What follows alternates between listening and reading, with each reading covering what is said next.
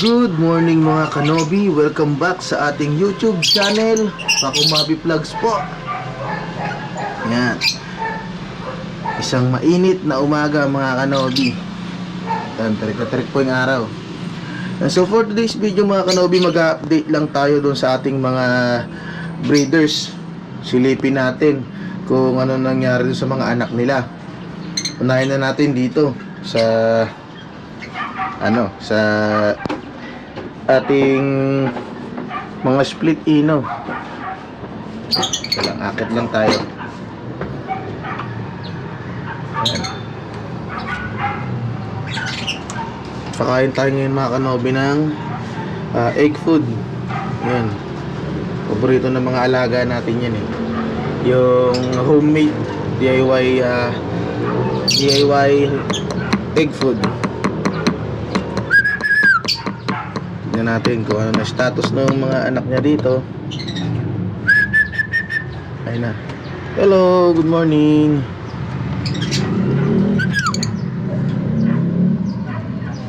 Ayun, ang lalaki na ng ating mga painakay dito. Yan, mukhang may display pa yung isa. Wala kasi tayong nesting materials. Kulang. Pero okay lang yan. Ito yung ating visual panigurado kasi yung dalawa itim ang mata. Ito ang visual natin yan. Goods, all goods. Magaling mag-alaga tong na to. Ating breeder dito. Nakachamba tayo. Ang bilis lang lumaki, no? Halos magkakasing laki na sila. Kasi nakababad lang yung pagkain sa kanila. Yan. Tsaka tubig. Yan, lagi malinis yung tubig. Para Tapos dito mga kanobi, meron tayong good news pala dito mga kanobi. Meron siyang napisa na isa. So tignan natin kung nadagdagan pa. Hindi ko na matandaan kung kailan siya napisa, pero last week lang siya napisa. So tignan natin kung meron siyang naging kapatid dito sa niya, sa nest box nila. Oops, ay lumabas. Ay, nagpapakain. So ayun mga kanobi, siya lang talaga. At visual red eye din siya. Nakita nyo naman visual red eye din. So yun, nagpapakain lang si huwag na natin yung balay. Sorry, nagpapakain pala yung hen. So nagtataka lang ako dito sa pair na to, kasi halos kasabay nito mapisa yung last na inakay dito, maliit. Yan, pero ito maliit pa rin. Pero yun naman ay malaki na. So ibig sabihin magaling itong magsubo. Magaling mag-alaga ng inakay. So pero kahit gan pa man, okay na rin kasi meron siyang meron siyang mailabas at visual pa. Yan, possible opa pa yun kasi opa rin yung magulang nito. Yan. Hindi natin kung lalabas. Split opa daw, tsaka opa yung magulang. Hindi natin kung lalabas. Sana maglutino opa mga kanobi, no? Tapos dito tayo sa baba, yung ating project opa pail. Tignan natin kung ilan na. Ay.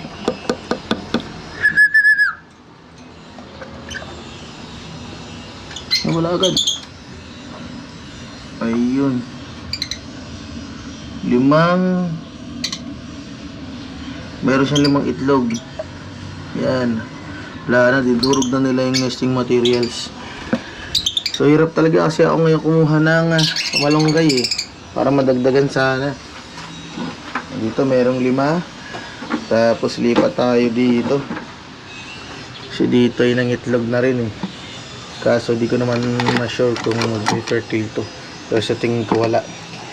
Parang nangitlog lang yung hen.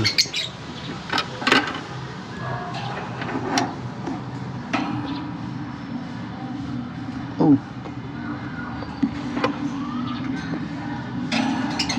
Wala na. Isa lang talaga, yun. Mukhang infertile pa. Yan, mukhang infertile pa yung itlog na yan. Pero okay lang yan, at least, di ba? Nangingitlog, baka sa susunod. Tapos meron tayong isang di mo masasabi kung good news ba o bad news eh. Diba? Meron tayong ibon na nangitlog na dito sa ating flight. Ayan oh. Yung ating green pastel opa. Nangitlog na yun. Hindi na nakatiis. Nilipat ko sana. Dalawa nangitlog. Hindi kasi tayo nakakyat kahapon dito. Yan. Tsaka nung isang araw, hindi siguro napansin ng misis ko. Ayun. Dalawa ng itlog. Yan. So, baka pwedeng mag-breed ng ganito lang, no? Kaso malalaglag yung mga inakay, eh. Lalagyan lang natin ng tabing. Ay, no? Harang. Tapos yan na siya mag-breed. Ilang butas din yan, no? Diba? So, delikado. Baka malaglag yung mga inakay. Tsaka prone siya sa agawan ng teritoryo. Mga teritorial kasi yung mga hen. No? So ito sa aking itlog. Hindi ko alam kung saan ko siya ipapaposter. Siguro dito na lang. Kunin ko, lagay ko dyan. Sakali. Kaso parang hindi naman din siya naglilimlim. Yan o. Ito magaling maglimlim. Hindi naman nakakapisa. Kulit din eh, no? So, proven hen pala to. Nangingitlog. Ang kapares niya itong par blue. Yan, par blue. Mukhang ano to eh. Mukhang kak. Kasi dati pares na ito, itong blue yan. Nawala na ng pares. Silang dalawa magkasama. Lumipat dito. Ayun, nangitlog nga. So, meron naman tayong paglalagay niyan mga kanobi. Lilipat natin yan dito sa ating ano, yan o, ang mga ibon dito. Kasi ito may nest box na, ready na. Tsaka ano lang, ito pinapagulang ko lang naman tong dalawang to. Yan, lilipat ko rin yan dito. Tapos ito naman mukhang parehas ng kak, wala rin progress. Pero yan lang natin yan. Tapos dito mga kanobi, meron na rin siyang isang itlog. Nangitlog lang nung anong araw ba ngayon? Linggo, no? Friday nangitlog siya. Pero parang wala pa rin kasi hindi na nasundan. Nangitlog na rin yung ating Lutino opa. Kasi medyo matapang kasi ito. Pag sinisilip natin, talaga nagpupumiglas lumabas. Kaya bira ko lang siya silipin. May langgam dito. Nilalanggam. Dito may dalawang itlog tayo. Ewan ka lang kung nadagdagan. Silipin niya natin, baka nadagdagan.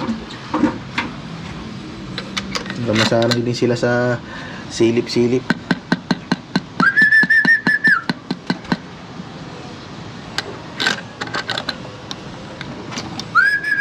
Ayun, mailap ng dalawang to eh. So yun yan, nadagdagan niya. Yung tatlo na. Pero yun nga, ang problema ko ay nesting. Yan. Pagkusot kasing ginamit ko, nagkakalat lang sila. Nilalabas lang din nila. So maganda talaga yung malunggay para nangangata nila. Tsaka pansin ko pag malunggay ang ginagamit ko, medyo matagal bago magpalit ng nesting. Nilalabas nga nila, pinipino lang nila, pero binabalik din nila sa loob. Yan. So kung sino may gusto pala itong mga kanobi, itong dalawang itlog, yan, pamimigay na lang natin yan. Check ko muna kung mag-fertile. Pag hindi nag-fertile, ay salang na lang natin. Tapos yung mga itlog niya o anak niya, ay pamigay na lang natin. Daming langgam ngayon ha. Labasan ng langgam mga kanobi ngayon. Mainit na eh. May mga gumagapang na langgam dito sa ating mga cages. Although naglinis naman na tayo. Ayan, bago linis ang ating mga poop tray. Ilang araw pa lang yan. Sana wag madali yung mga kain natin. Pero dito okay naman eh. Okay naman. So, pinag-iisipan kong i-foster ko na lang kaya ito dito. Kaso baka patayin. Subukan natin. Wag na siguro. Nakakatakot kasi baka mamatay. Visual pa naman. Tsaka may visual din sila doon. May tendency na madamay din yung doon, mga inakay doon. So, hintayin na lang muna natin kung ano mangyayari dito. Hindi ko rin kasi kabisado kung paano mag-alaga itong pairing na to. Tingnan nyo man, kompleto naman sila sa pagkain. May seeds, may chick booster tayong nilalagay, tsaka may food nga. Yan. So dito sa pairing na to mga kanobi, basta lagyan mo lang siya ng maraming chick booster. Ayun talaga yung main na pinapakain niya dun sa mga anak niya. Pag mayroon na siyang mga chick booster, ay marami na siyang nilagay na chick booster, halos maubos yung nilalagay kong 2 scoop para sa isang ibon lang, sa isang araw. At tingnan nyo, kaya ang bilis din siguro lumaki. Kita nyo yung katawan ng mga natin, mga ibon. Yan. So confirm nga, siya nga yung nangitlog. Piniliman yun proven hen na. So itong pastel na to, tsaka itong far blue, sasalang natin yan. So ayun naman yung dalawa. Pair na din. Ay, mali pala ako mga kanobi. Ito pala ay walang kapa. Ito pala sila pala dati yung magkapares na. Itong far blue na to, tsaka yun, sila na pala dati. Ito pala sila yung magkapares. Ayun. Tapos silang dalawa, tapos ang maiiwan na lang na walang kapares ay ayun yung ating hen, matured hen. Yan. Tsaka ito palang ating split tail, ay possible split tail, yung kapatid ni tabingi. Yan. Sa mga ilakay natin mga kanobi yan, wala pa rin. Malalakas na sila kumain. Magaganda, orange na orange talaga yung mga ulo. Pagkakamala mo makakapatid. Mamayang hapon ko na sila pakakainin ng seeds. Gusto nila yung egg food na ginagawa ko. Tinapay, tapos itlog na nilaga. Yan. Every week, nagpapakain tayo ng ganyan. Yung mga tira-tira nating pandesal, tsaka mga tinapay na mga walang palaman, mga plain na tinapay, pag tumigas na, ginagawa kong ganyan. Makakamenos ka na sa patoka, yan, maging healthy pa yung mga ibon mo. Napuno yan kanina, halos maubusan nila. Sa ngayon lang talaga no? Sa mga ibon, kung ano yung madalas mong pinapakain, ay doon sila masasanay. Yung mga bagong dating kong ibon dito, hindi sila kumakain din na noon. Pero ngayon kumakain na sila. Yan. Nasa pagtuturo talaga ng breeder yan. Kung ano yung madalas mong ipakain, kung ano yung gusto mong ipakain sa kanila, basta nasanay sila doon, ayun na magiging ayun ang hahanapan natin nila. Yan.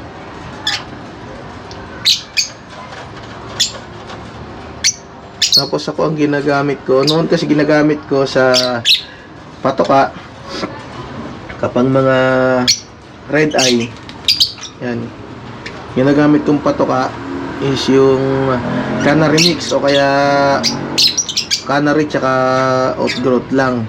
Medyo nagmahal na yung canary tsaka outgrowth. Sinubukan ko sila pa kunti-kunti dito sa regular na African mix. Meron kasi mga African mix na marami rin yung laman na outgrowth tsaka canary. Tulad nito, yan yung pinapakain ko. Marami-rami din naman, tsaka may sunflower din. Yung iba kasi puro puro millet. Pag ganun ng African mix, hindi ko yan nire-recommenda na ipakain. Kasi pag mga millet, parang ano eh, parang nabibilaukan sila. Hindi sila kagad natutunawan. Pero pag yan, okay naman. Dito, ilang inakay na yung nabuhay ko. Ganon lang yung pinapakain ko. Tapos, ngayon may bisbal na ako. Ayan, buhay pa hanggang ngayon. Ang pinapakain ko yun lang, regular na African mix. Tapos, itong chick booster. Basta huwag nyo kakalimutan yung chick booster. Kasi ito talaga yung pinapakain ng mga breeder sa kanilang mga inakay. Ito kasi madaling matunaw. Susundan na lang nila yan ng seeds. So dito gano'n din ang senaryo. Red eye din siya pero nabuhay ko naman. Gamit lang yung African mix tsaka chick booster. Dito rin yung pair ko dati na split pail parehas. Nabuhayan ko rin. Nabuhayan ko ng red eye yung ating opapill follow. Ayan o. Siguro sa iba mayroon talagang gano'n na ano sila na tawag dito, namamatayan kapag dami lang gam.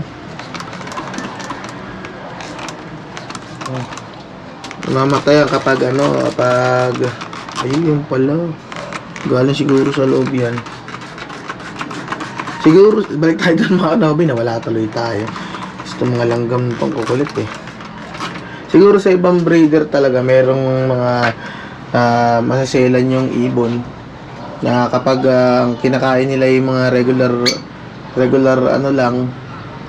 regular mix, regular African mix sa mga red eye, maliit yung chance ang mabuhay. Pero dito naman sa akin okay naman, all goods naman.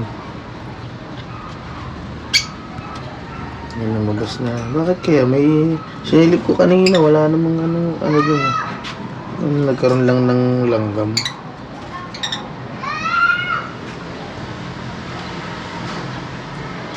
Yan, so mainit na mga kanobi. Yan. So yun lang para sa umagang ito. Kung di ka pa nakasubscribe sa aking YouTube channel, mag-subscribe ka na. At pindutin mo na yung like button para lagi kang updated sa mga bagong upload ko dito sa aking mini aviary. Mali pala, like button, no? Subscribe button pala. Pero pindutin nyo na rin, pati like, diba? Para happy tayo lahat. Yan. So, ilang para sa umagang ito, like, share, and subscribe. Ingat mga kanobi.